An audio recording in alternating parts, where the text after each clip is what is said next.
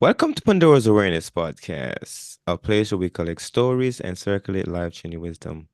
I'm your host, Asher, and our guest today is Shell. And you're here because we get to talk about our theme of the day around failure. And that is something that we both have a lot of experience with. And I love your title, by the way, Shell. I love your title, that your professional title. We're gonna get to talk about that journey with us. So if you don't mind telling us where you're hailing from, what you specialize in, or you add value to the world, and who you being a hero to. Take your time. Okay, all those wonderful questions. All right. I like to stack So, them. yeah, Asher, thank you for having me. Um, yeah, I am hailing currently from San Antonio, Texas, but I am originally from California, where I was born and raised, Nice. uh, from Northern California, the Bay Area. Mm. So that is still what I consider my home base. But San Antonio, I've been in Texas actually for many years.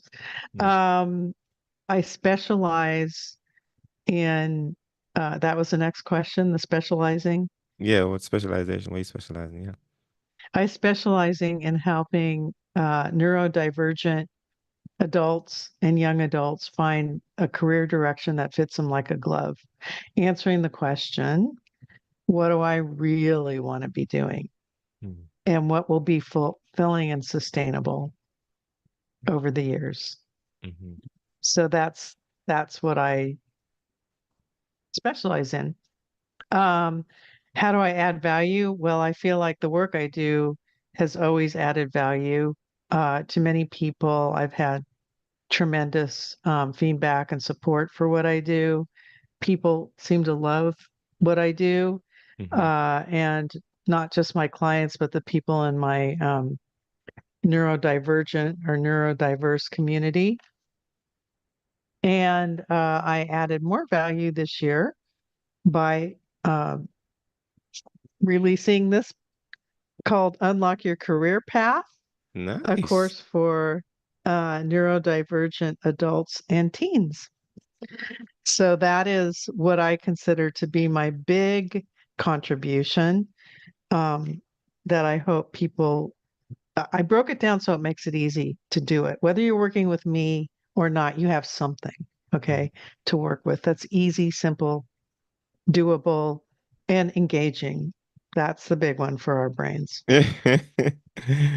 It's got to be engaging. It's got to be fun. It's got to have, be broken down simply. There've got to be ways for you to step by step it, to really begin to pull out all the information together and to solve the problem or solve the question of what is it that I really want to do, Hmm. right? So that's my adding value, hopefully. Um, who am I being a hero to would be hopefully the people I work with. Hopefully my son, I have one adult son who's 31 years old, who has a family, and I have two grandkids, and of course they're very important to me.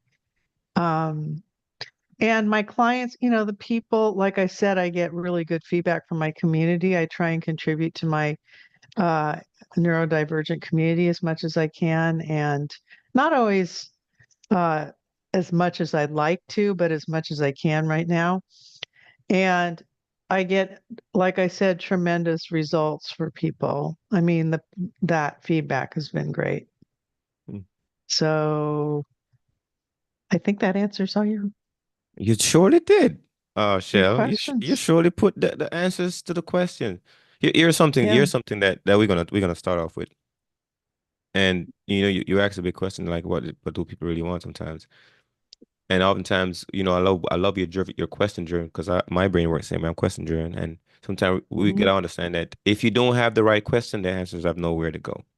And if you don't Right. have the right answer, the question has no waste, don't have a receiving capacity, right? So you got to have the right question and Right. the right answer for them to align. And Exactly. oftentimes you ask that big question, what do you really want to do? That's a very hard question for some people to answer. Almost everyone, there's very few people that can answer that. Yes. Seriously.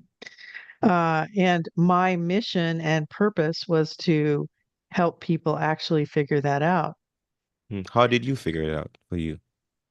I was Well, I don't know, we were going to talk about failures, but I started out very successful doing this work after I got my graduate degree in vocational rehabilitation counseling. And I worked in that field for 10 years until I didn't like it anymore. Mm, I was undiagnosed, but I realized that that's where my ADHD came in handy because it was telling me it's time to move on, to push forward. But the mm, one thing I did like was the field of career, everything to do with careers, because I really liked helping people figure that out and find themselves doing something they really enjoyed. And for many, many, many years, um, my theme was do what you love for a living, which I think I was one of the first people to kind of not coin that term, but to use it on a fairly regular basis. I know it was fairly common after a while, but really it still is true. Do what you love for a living is such a powerful message, and it's something that people ignore mhm, a lot of times because they're pulled back into their what I call status quo position. And I use a term called safekeeping self, which my mentor, who was Richard Bowles, who wrote the book, What Color is Your Parachute? Um, he taught me many, many years ago. And now it's become such a big piece of what I do. And I'm not a therapist, I am a counselor, so I have a background in counseling. mhm, But this safekeeping self piece of it is what keeps people stuck. All right. And that's the part that tells you I can't, I won't, I shouldn't. And so when you're asking those questions about what you want, you're always going to feel these voices and the committee, as they say, the mhm. people saying, What? What are you talking about? You can't do that. The You know what ICANN I'm saying? committee. Yeah. The like, well, how are you gonna make money of that? And like oh, and I know somebody who does this. Have you ever thought of this? You know, so many of these voices will pull at you and tear at you and stop you from making these big decisions, even to find a decision, even to find out more about something, right? Mhm, So it's such a powerful, I call it evil in a way. It's kind of evil because anything that's going to keep you stuck like that it doesn't really have any business in our brains. It should not be lurking around. And we should be free to explore whatever the hell we want to explore. And we should not I use the word should, but I really like people to sort of embrace the idea of you're free to choose. You can do whatever you want, and you're the only person stopping you. So you're the one who gets to make the decision. So mhm, when people talk about, well, what if the employer, blah, blah, blah. Well, if you're going to work for somebody else, you're always going to be subject to a certain amount of, being told what to do and how they do it and all the things that happen as a result of working for someone, which means, you know, people shift and change, people get fired, people get laid off, your position changes, all of that. Um, so but there is a way to determine actually getting the best start for yourself and knowing who to approach for work versus I just need this job. So it's really important for me to share the whole concept of being a creator versus a job beggar, mm, right? So the job beggar part is that safekeeping part that says, how do I please these people? What do I do? What do I have to do? mhm, Right? I tick all the boxes so I can say, yeah, I can do that. Yeah, I can do that. But do I really want to do that? Do I really know what I want? Comes back to that. Do I really know what I want? And if I don't know what I want, but I need work and I'm desperate, I'm going to go into that mode of, um, the safekeeping mode, which is what I call the status quo mode. And I'm going to go look for where I think I can get the work, and I will be competing with everybody else who feels the same way. mm. But if I'm applying for the same position and I really want it and I know I want it and why I want it, and I can speak to and say, ask questions that are important to me and not be afraid to do that and be also the interviewer, and I come in from a place of confidence, I'm creating this position for myself, then I will elevate my position right there in the eyes of the employer. It always happens. And if they don't respond in a way that works for me, I can say thank you very much. This probably isn't the best fit, and save yourselves a lot of soul crushing experiences taking a job that isn't a good fit. Hmm. You said the word career, and I'm hoping we can chat about that word itself a little bit, Sure. because I think pack into that word career often comes like it's just community approved. Yes. Where it's like, okay, I'm going into after this thing that's approved by the community. So if it's not approved by the community, but I love doing it, then it's very hard for me to choose it because like, well, the committee doesn't approve it yet. It's just my thing.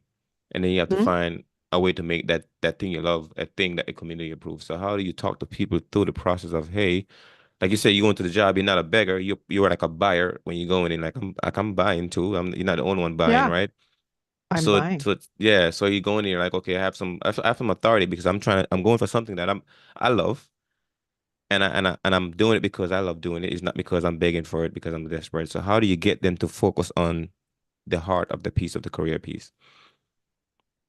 So I'm glad you mentioned that because career is almost different from a job where you can tick all the boxes and you've got the experience and all of that to just actually even apply for it. Mm-hmm. A job, a career is really a longer term um, process that is something that is not necessarily linear, particularly for people with ADHD. In fact, it's never linear. So the Never first thing linear. I Yeah. tell, never, never, never. It wasn't for me. It's not for anyone. You have to think about, okay, how do I lay this foundation first? And by laying the foundation, I mean my career foundation is education. Mm-hmm. So when I think of everything I do, it's about educating and uplifting and imparting information in a way that is going to really help people make the changes and connect and shift the paradigm and all those words you can think of to help them move forward and continue to move forward. Right. So career is not a linear path, but it's laying a foundation. And career coaching is for me a branch on the tree that I use as an image for people with ADHD to go from different branches to create different branches of your tree, right? Mm-hmm. So the first branch of my tree was to get my counseling degree. Mm-hmm. That was the very first branch. I had to get that first, and then I had to work in the field for a while to get the lay of the land. But I had to work in the field, kind of doing it my way. So even though again I was undiagnosed at the time, I knew if I wasn't allowed a certain amount of freedom, if I wasn't allowed to do things kind of the way I wanted to do them, it wasn't going to be successful because I was so good at what I did once I discovered the Mm-hmm. right path. And that was the right path for me. I became like a rock star. And so I could do whatever the hell I wanted. I could work from home whenever I wanted. I didn't have to fill out these stupid forms that they wanted you to fill out. And every week that meant nothing. If they didn't Mm-hmm. have some purpose for me, I would just say, thank you, but I'm not going to do that. And they seemed to be okay with that. Right. So it was, I did that for 5 years, worked for somebody else. Right. But I did it my way. Shelley, you gotta And fill I up the worked, tracker, Shelley. You gotta fill up the tracker. fill out, fill out the tracker. Is that what you said? Yeah, Yeah. the spreadsheet. I never heard that one. Fill out the tracker. So tell me Yeah, what that means. that means like they have these different thing that tracks data, and sometimes you gotta plug in your information. Ah, I couldn't stand those things for a while. I don't know. You were saying fill out a lot of forms. Kind of that's what it sounds like to me. Like gotta fill out this thing. yes. the corporate form that Yeah. asks you the questions that have nothing to do with your work and are just, I think it's just, let's see if we can get, sort of get them to bend to our will, right, by filling this thing out. But I just said, my manager came in and said, Shell, you're not, why aren't you filling these out? And I said, because they have no purpose whatsoever in what I do, and I Mhm. don't like doing it. I'm just not going to do it. I do so much in my job that I know is good and I know is making you money, by the way, Mhm. uh, that I'm just not going to do it. And I remember, she just shrugged her shoulders and just walked out. That was it. Hey, That was it. delegate that to somebody else that loves filling out forms, man. Let me do what I'm Get good at. somebody else. But I also tell people, because I remember this is a good, actually, a good kind of story is that I spoke with a guy who managed engineers Mm-hmm. at for the state of California. It was when I was living in California. And he said, I have this one engineer who has ADHD, Mm-hmm. right? And I can't get her to fill out these forms. And she's one of the best that we have. But she's working for the state, the government, right? So the government is probably going to say, you got to fill this form out. You gotta fill the form out. Yeah. Yeah, and I said, he goes, well, what do I do? I said, well, here's what you do. You're a manager, right? Mm-hmm. So manage, schedule 10 minutes, walk into the office and say, have her schedule her 10 minutes. You meet up with the form and you go through it together Mm-hmm. once a week. And he Mm-hmm. goes, oh, I never, it was a simple fix. Shut. Shut. It's like having a career coach for doing something that you hate, right? An Uh-huh. executive function. It's an executive function kind of Mm-hmm. management thing that managers, if they're truly wanting to manage their people or doing management of any kind, and they've got this wonderful employee, and the one thing they don't do is fill out a form. Mm-hmm. So what do? You go in and help them do it. Mm-hmm. Okay, answer. How would you answer question one? Yes or no? You know, question two. It's kind of a no-brainer, really. So he was just kind of amazed, and he said, "Yeah," Mm-hmm. and he did it, and it was very successful. I can So relate. Here's something that happened when I was in the military because I did 22 years in the military. I retired from it back in 2022. And one of my biggest challenges was the same thing, spreadsheet and filling out forms. I get beat up for this so many times. It was like, actually, wait, I'm like, listen, it's so energy draining. It's like it takes away every little bit of juice I got to stop and do that thing. it And does. it is, and but when you say but when you mention that, sometimes people gotta recognize people unique ability and their skills. Like if you're gonna take away 50% of my energy, give me this form, we're not gonna use that 50% energy to make you a lot of money for the other things that I love doing. Yes. You're supposed to be able to manage that. Like, okay, all right. For like you're gonna waste my time. Like you're gonna take me how many hours to do that thing? And then you're gonna take away a bunch of my energy for the rest of the day. Give that to somebody so you can keep the person energy high. You can manage that. And then you start dinging the person and Yeah, making talk, then they be yeah, make me not feel so yeah. good about himself and all that stuff. Yeah, And yeah. then doing the soul crushing kind of management and then Mm-hmm. putting them on the what I call soul crushing PIP program. The bad boy Uh list, put him on there in front of everybody. Oh, the he just bad one. boy list. So you're going to go we're going to do the one step which is the PIP program before you get fired, right? Mm, Um but never mind the rest of your work. Never mind that you're one of the top mm, employees or you're the top money maker or whatever. mm-hmm, It's like I think there's just an element of really needing people to fall in line in a certain kind of way. mm-hmm, And the problem is that if the person is in the wrong fit or they're mm, doing activities that don't suit them, then they're never going to fall in line with a I'll say neurodivergent person. It's never going to work for them. mm-mm, And I have this theory that people who get put on those programs either have ADHD or they're in a more minority group of some kind. Mm-hmm. You know what I mean? Mm-hmm. There's that racist kind of element that comes into it as well, that Mm-hmm. corporations just use those programs for.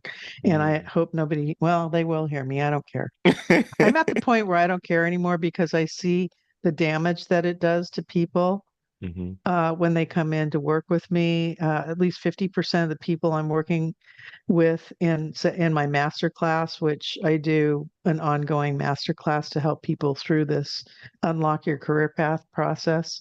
Mm-hmm. Um, they've been in those programs 50% every single time, sometimes You're gonna have to more. educate me on those programs because I'm not familiar. I'm mostly military. So you're saying what's that program called? Explain it. Well, okay, so anyone who works in corporate America knows the PIP. It's a performance improvement plan, Mm-hmm. but it's not really improvement. It's just mainly um, giving them, uh, giving them activities or tasks to do to prove that they can get through whatever. Mm-hmm. And usually they don't have very much to do with their job or their work. They're more, so it puts a lot of pressure on the person. The person's already feeling bad enough Mm-hmm. about being put on one of these plans, let alone having to, have these deadlines and these tasks that are kind of not really uh, in alignment with what they've been doing and are kind of meaning for a lot of people, they consider them meaningless tasks. They aren't really tasks that prove anything other than most people can't keep up with them. They don't do, most people fail at them, which is what they use to dismiss people. Mm-hmm. Interesting. And Yeah, all you had to do is understand how that person brain works, what they're really good at, and put them in a position that they can thrive in those positions. Hire there's somebody some that's good at those things. there are questions you can ask. There are I that you can give them the book, Mm, right? And say, instead of going through a PIP program, you're going to have so much time to go through this book mm-hmm. and I'll help you get through it. Mm-hmm. Uh, or you have a group of people going through it, or you send them to my class.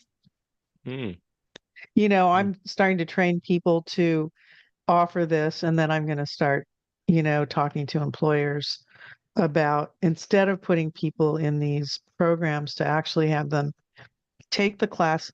And then the person's going to decide if this is a good fit for them, what they're doing is a good fit. And most of the time, they're going to say it's not.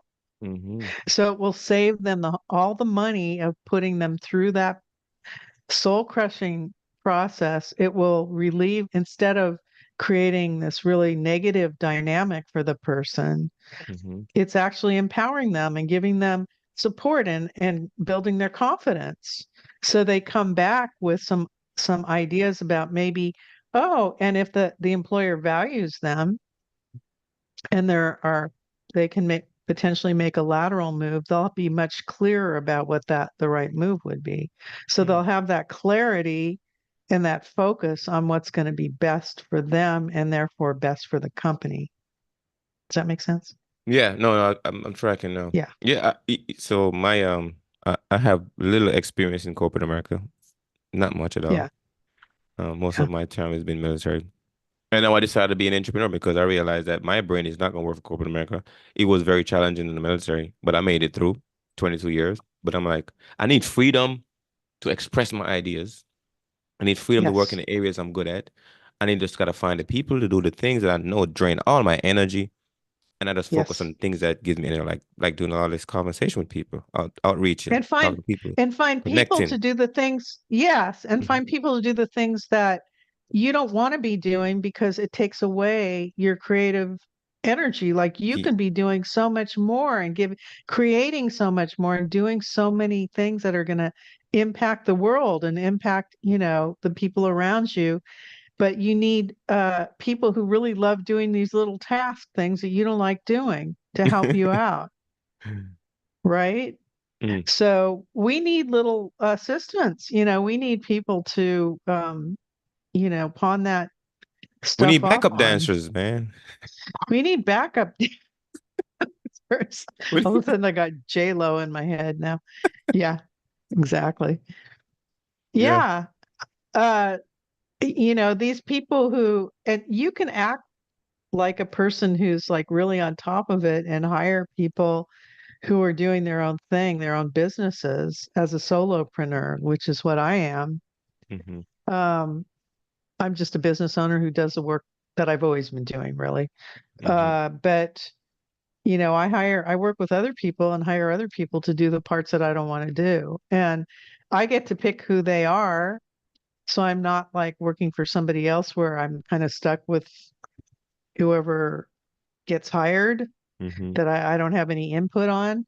So I have a chance to, when I find people that I are really a good fit to work with, it's like bing, it's like the best thing in the world. The best, it's like dessert, you know? It's like, wow, all the lights go off and everything. Yeah. And I found a person to do SEO, and they're always from other countries, right? Mm-hmm. So people from different countries, but my virtual assistant is works in from she's from this country, and I've been working with her for 4 years, and I don't know what I'd do without her. She does the parts that I could never do. I just my mind starts spinning when I think about the work she does in the background for Mm-hmm. me. Um, 4 years, and it took me a long time to find the person that I knew I could work with. So you have to be clear about what you're looking for. It's kind of like, again, what do you want? You've got to know what you want, even Mm-hmm. in those people. I'll tell you Then what when though. you, yeah, go ahead. I was gonna say it's a really good thing when you recognize your weaknesses and then you find people to be your strength because when you have those Mhm. people in you, then you feel like you can accomplish so much. Like right now, I mean, I have a really good team of Right. folks too, and so many times I'm stuck in a place. I'm like, I know if I sit here trying to figure out the how, I'm gonna be here for a while. I need to Yep. figure out the who. Like who can really help me move this thing because I'm not moving by myself. It's not moving. I'm really stuck. Like I am Yep. trapped here because the way I think about it, it's very difficult. And somebody I know they look at it is like, oh, Asher, just do this. Just change this thing. I'm like, I couldn't see that. Yeah. Yeah. And for me, it would take hours to do something that somebody who's on it could do in like 5 seconds. So, and then I get distracted trying to do stuff that I don't want to do, and when somebody says, oh, all you have to do is like 10 different items, do all these items, my head spins and I go, nope, nope. Mm-mm. So part of my life is sifting and sorting. What do I want to do? What don't I want to do? And the who part I completely relate to because who can get this done for me? That's the first thing I say. Exactly, same as you. Totally, totally. Who not how, right? There's a book by that name too. Who not how. Really interesting book. Yeah, I like put that in your show notes, whatever that book is. Yeah, yeah, yeah. Who not how by Dan Sullivan. Oh, Let me nice. ask you this though. Let me see what time we got. We still got some time to chat. So I was thinking about the ADD brain or Mhm. the neurodivergent folks that do you know me work with and thinking about some of their big challenges because some of my biggest challenge was being organized. Even though I've considered Mm. myself organized, but I know there's ways because like I said, my brain doesn't work linearly. My brain works like a web, like I connect dots. Like doing the 1, 2, 10 steps thing doesn't work for me. Automatically, I'm like, nah, that's not gonna work. Because oftentimes step number 9 might be my number one, but we don't see it Yeah, that way, you know? yeah, And that's a exactly. challenge. Yeah. That's how the process when you talk about like step number 9 is, even though it says number 1, it's really number 9 for you. Mm-hmm.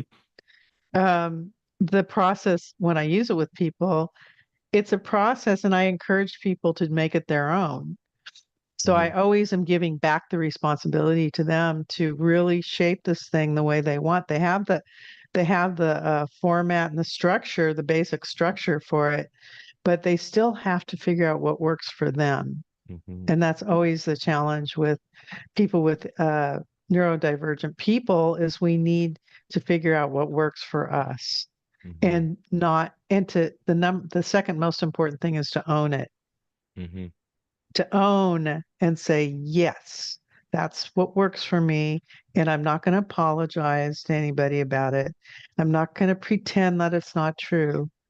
I have to fully embrace this and just say, I'm going to own that. Yeah, number nine is number one, Mm-hmm.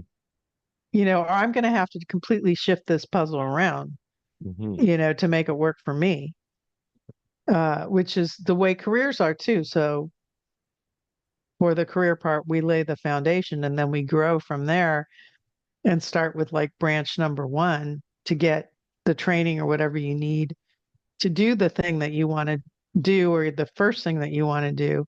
And then it could be, oh, for me, it was like creating a course, taking everything that I learned over the years and creating a course, which meant that I had to really buckle down and structure this thing and put it together. And that was not easy for me, for my brain. But Mm-hmm. the good news was you know how it is when you really want to do it, Mm-hmm. you find a way to do it, right? You get stuff done. You get it done. Yeah. Because we got a lot of energy. That's another thing about We all of a sudden we have energy to do it when we want to do it, right? When we don't want to do it, we're drained and tired and it's miserable. Yeah, it's a whole other thing. you be like, where the But energy went? Like it is trapped in a label that I just put a bad label on it. My energy is trapped there, and until I yeah, release or reframe that label, the energy is not there anymore. But then once it's like, oh, this thing, give it a new name. All the energy is just yeah, like a dam, it just open. He's like, a lot of energy again. yeah. But the opening comes when you're just like, this is, you feel that pull of uh, passion's one word to use, but you feel energized and excited and Mm-hmm. curious. Curiosity is a big one Mm-hmm. because when you're curious, it's like, oh, let me look that up. Let me check it out. Let me find out more. Right. Mm-hmm. Mm-hmm. That's where our brains are curious. So with the ADHD brain, when we kind of latch onto something, we don't let it go until we can figure it out. We just figure it out. 100%. I agree. Yeah. I agree. At one Yeah. point I used to beat up on myself. I used to feel very embarrassed because I couldn't keep up with other people because they was following a certain kind of system and rules.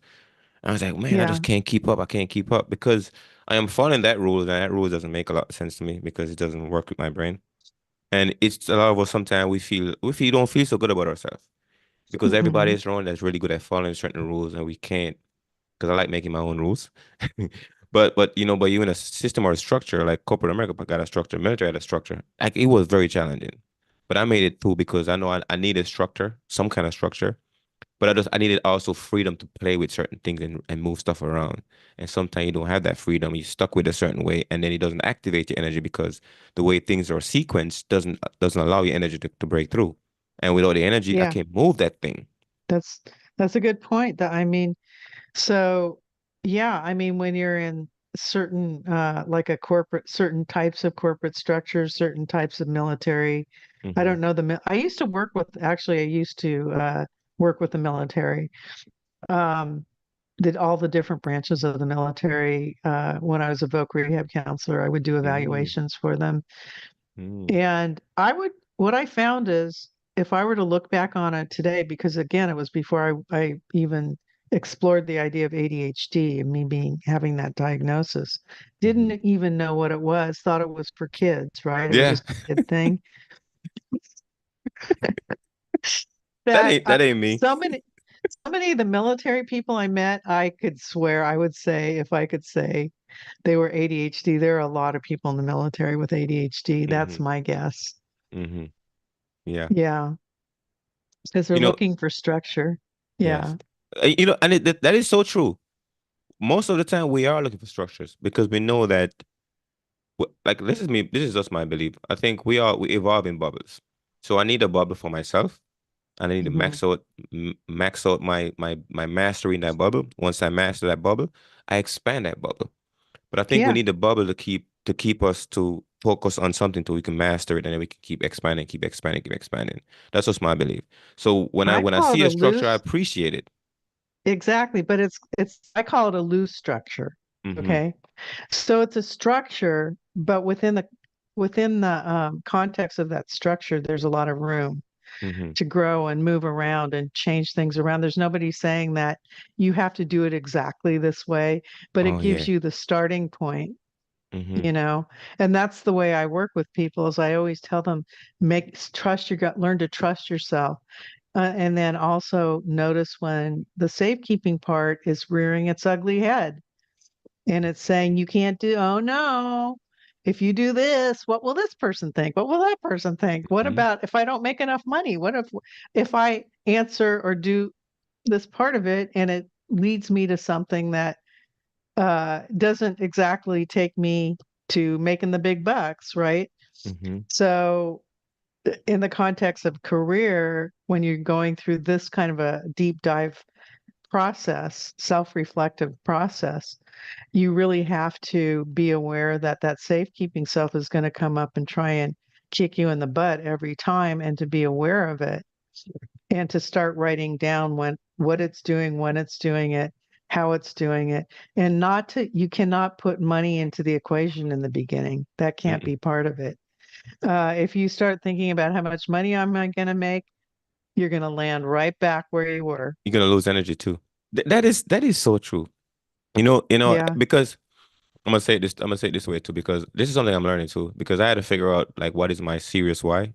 And what is my why? My why was always community. And I realized that if I get the why wrong, I will automatically get the goal wrong.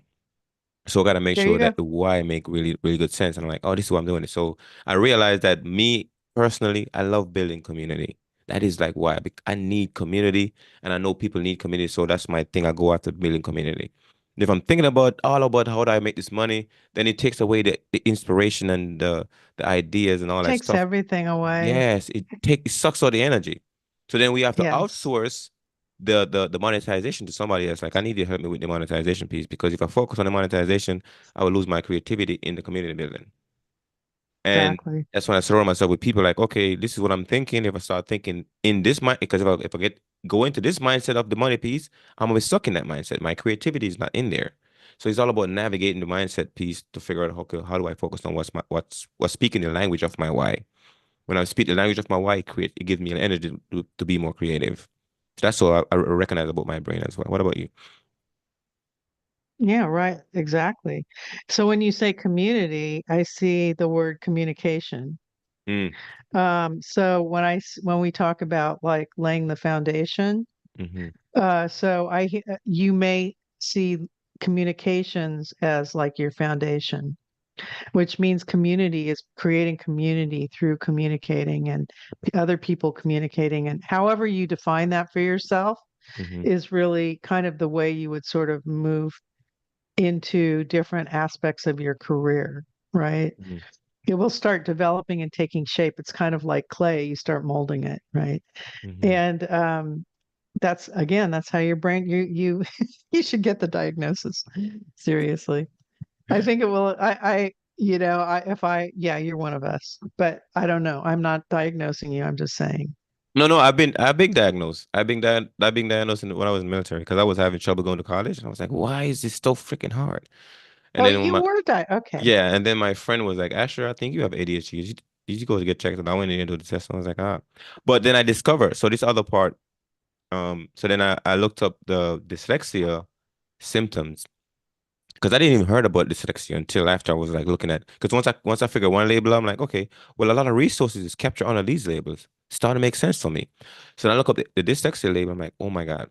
No, dyslexia, if I were to get tested, I probably would have scored high, because that stuff sounded like me. Like Yeah.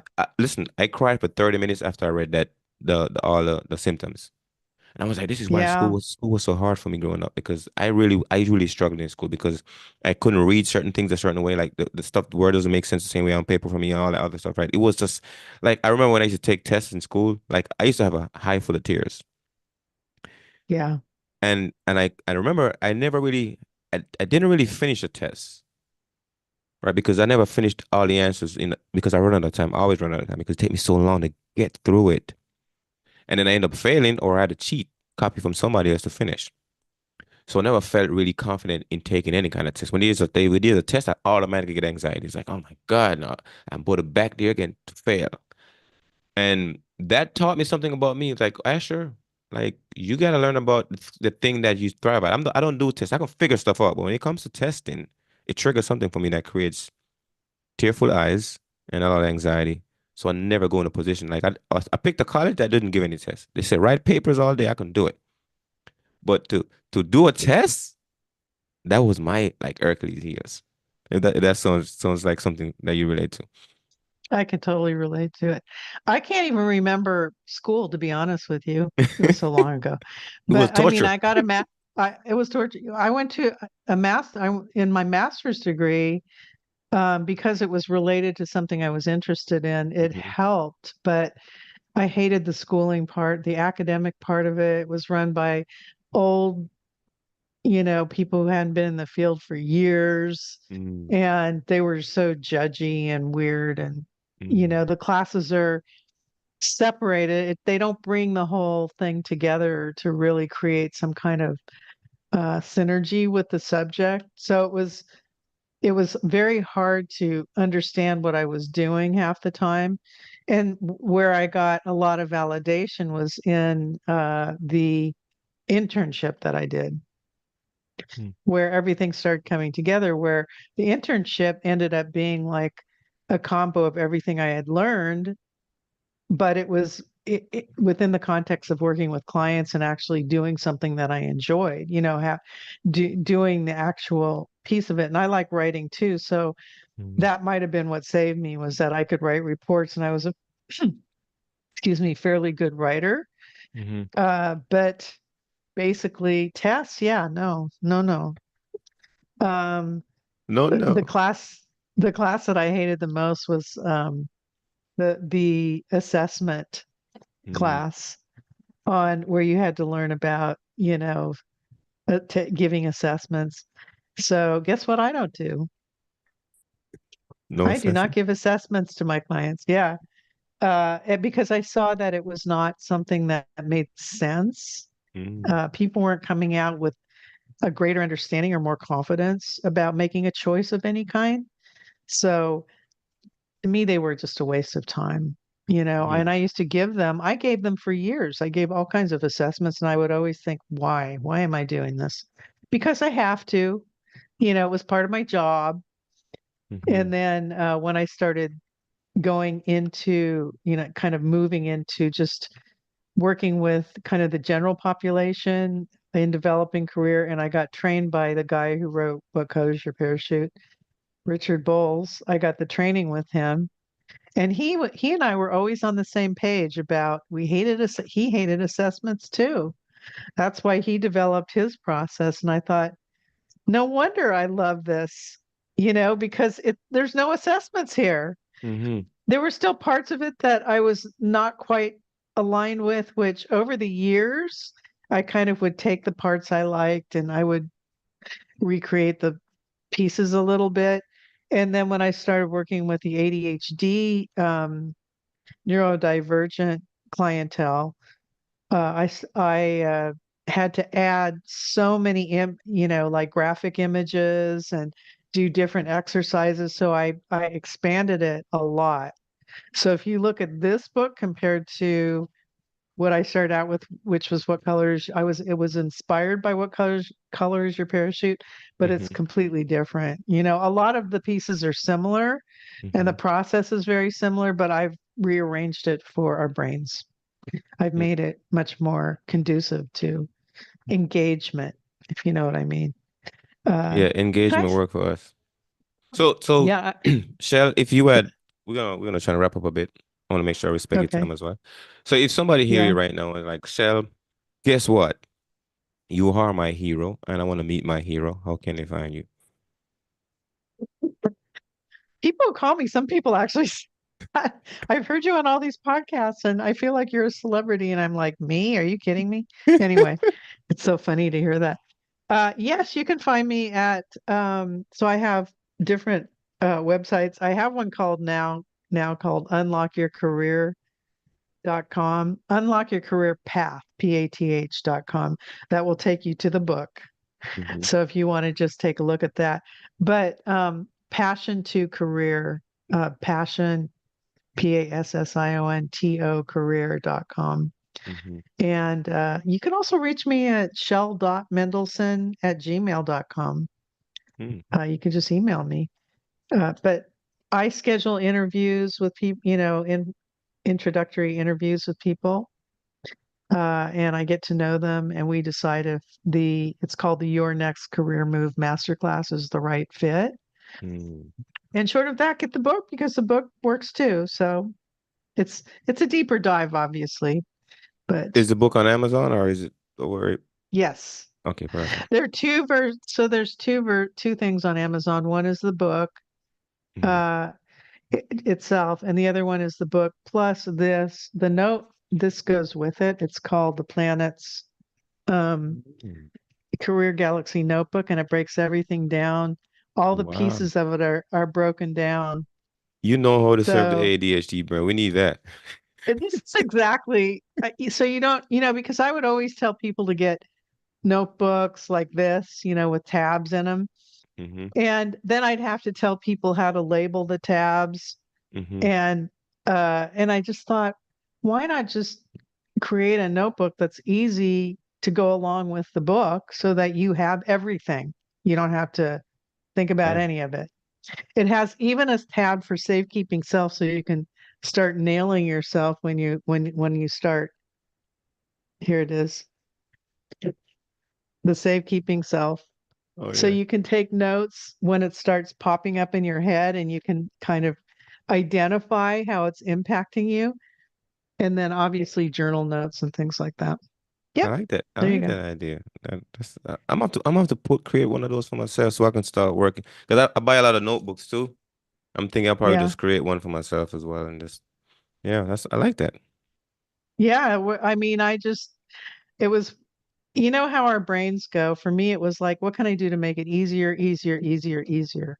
Mm-hmm. And this was the thing that usually it becomes one of those things where you got to do this. You can't put it off anymore. You have to do it, So Mm. that's kind of how this whole thing developed with the book and the notebook. Mm. Yeah. Perfect. So okay, so I got two more questions before we close out. Now, if you had to wrap up this conversation and tell us what is your biggest takeaway or giveaway, what would that be? Giveaway. Um, I would say that really ask yourself this, do you know what it is that you want in the work that you do? So if I'm staying focused on the career element of things, are you able to answer that question and articulate it in detail? Uh, like all the different elements of what it is that you want to create. Are you able to understand what really works for you? And if you're happy in the work you do, I would say break down those things so that you have them. It's like they're yours. You know what they are, and to write it all down. Put everything in writing because you know Mm-hmm. how it is. It all goes away. So, are you doing what you love? Mm.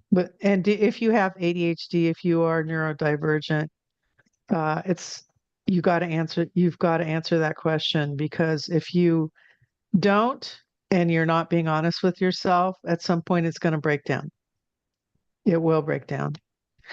And I don't know what it will do exactly, but it breaks down for everyone at some point.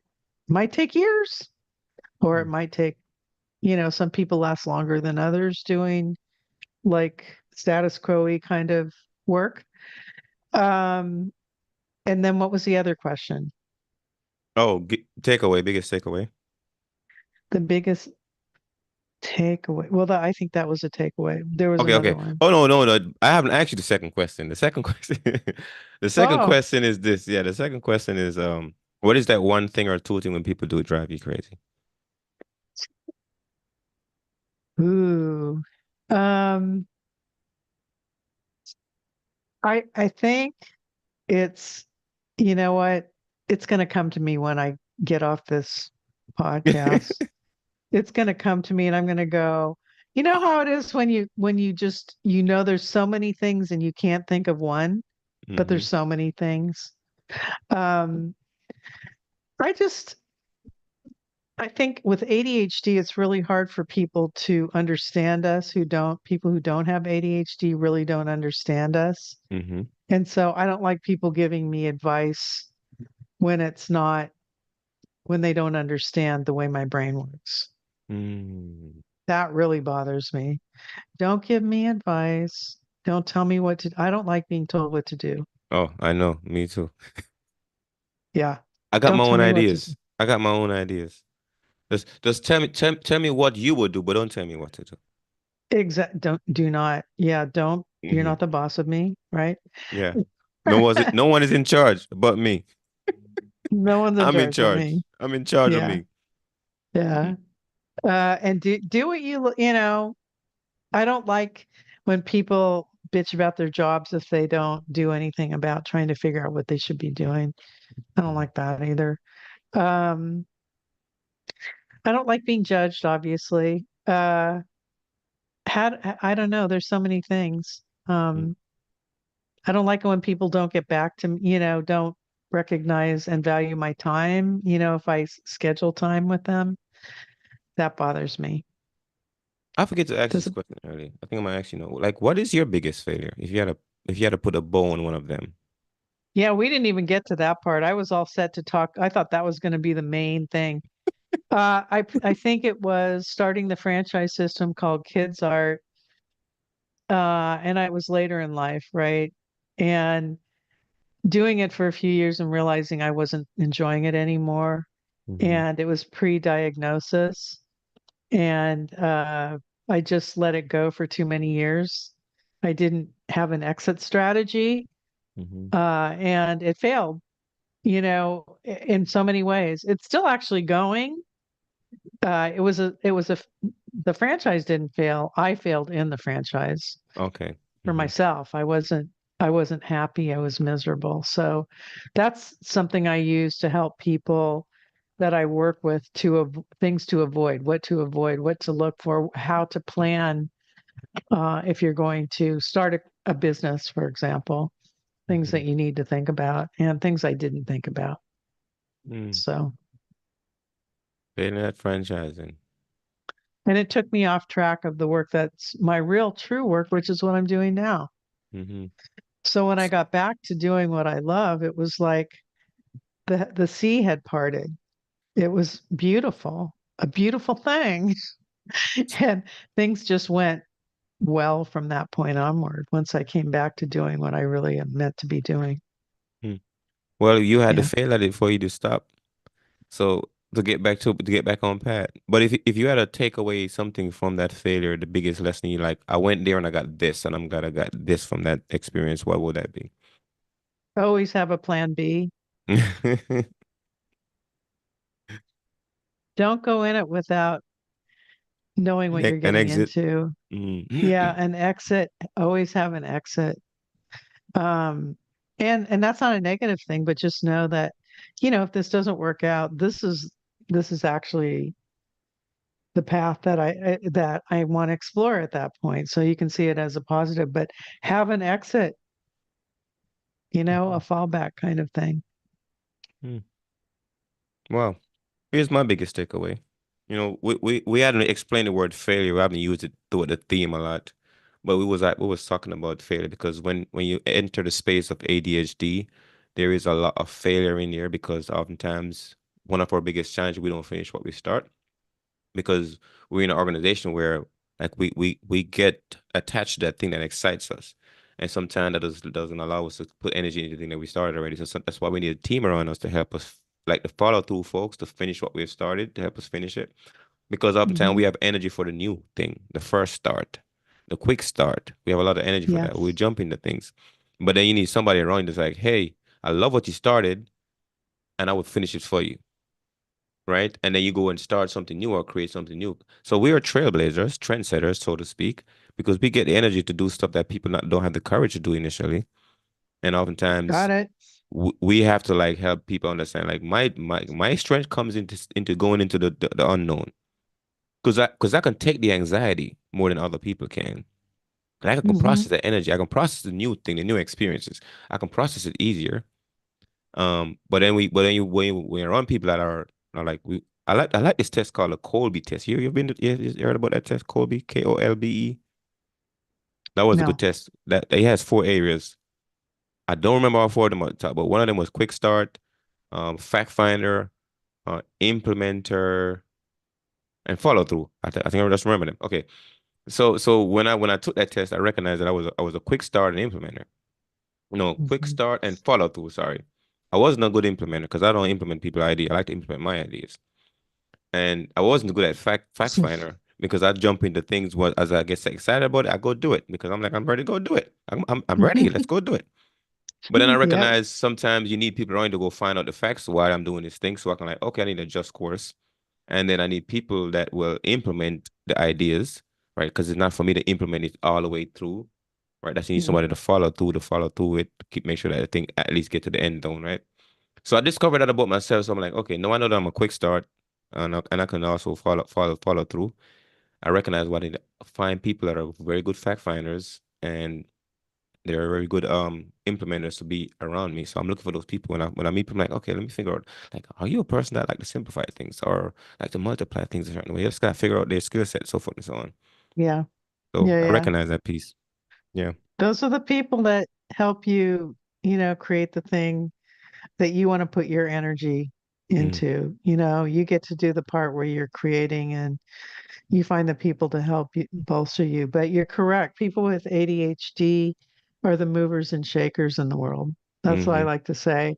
Mm-hmm. We are the services and products designers. Mm-hmm. So many things that you see on the shelves, like all these, different creative, movies and, all the people, the actors, the producers, people in the movie industry, a lot of those people are ADHD. Mm-hmm. So much creativity in our brains, and there are lots of people like in engineering and doing in architecture and things like that are creating amazing things too with ADHD. I work with the people I work with span every kind of career field or whatever.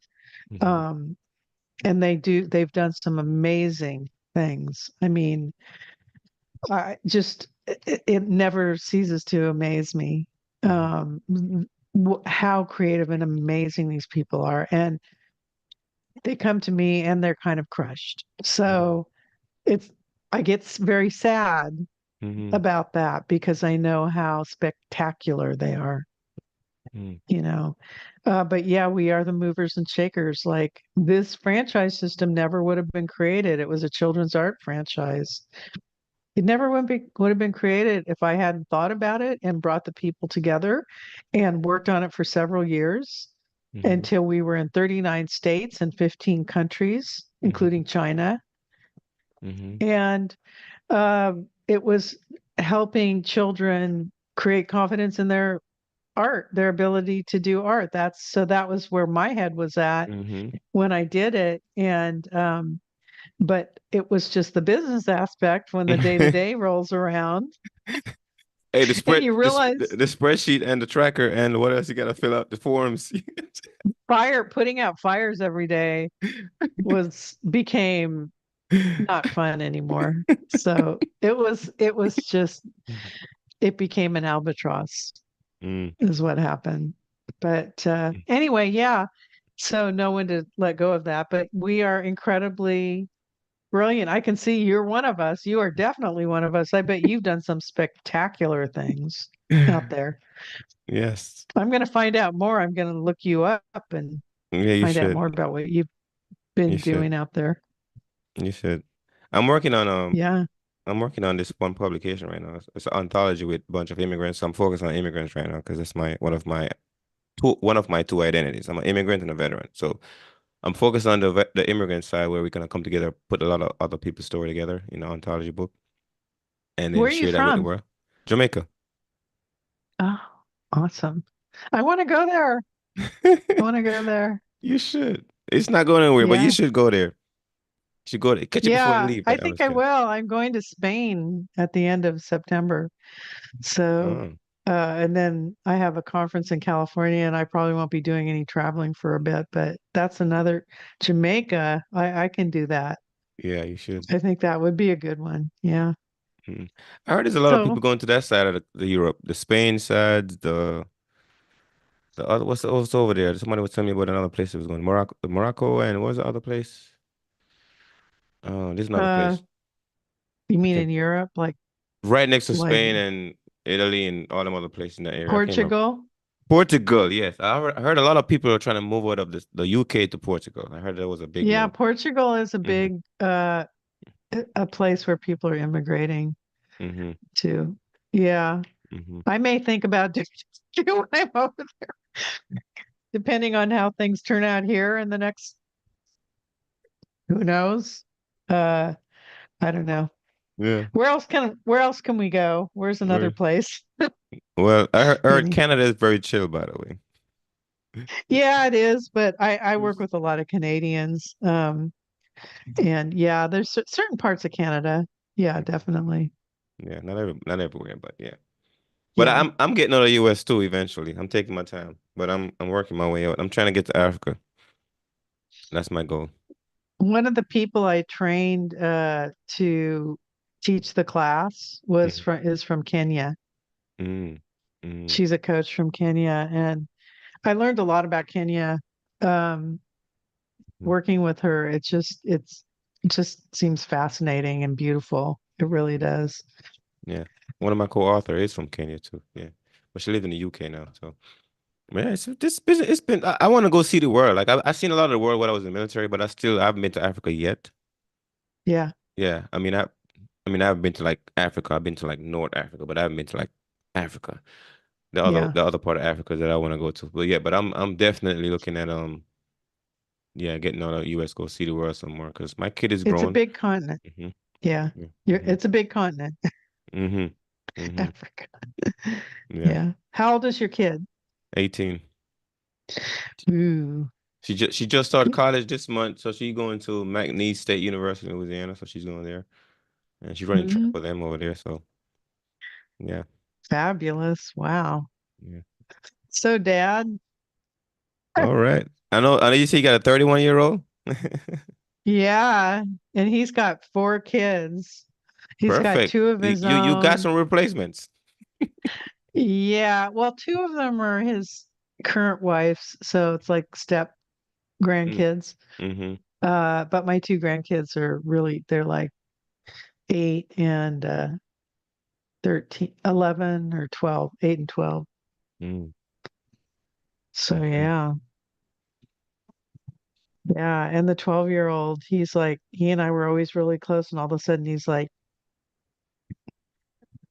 "Okay, grandma, no hugs." Mm. He's in I that go, "What phase. happened, Jacoby?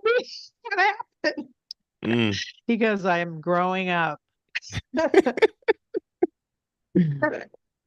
Yeah, Ooh, yeah. I know. yeah. Shell, it's been a Yeah. pleasure, by the way. Yeah, this has been really fun. Thank you, Yes, it's Asher. It was been. great talking to you. Great Yeah. to talk to a creative tribes person. Yes, totally. Um, Totally. and I'm going to look you up and see all the cool things that you've done and are Okay. working on. And I don't know much about your audience, but I'm sure they're amazing. Yes. Thank you so So, much for showing up and blessing us with the generous use of your time and sharing your journey, your story, and what you specialize, all you add and value to the world, and who you've been a yep. hero to. We appreciate you. Thank you. I appreciate you too.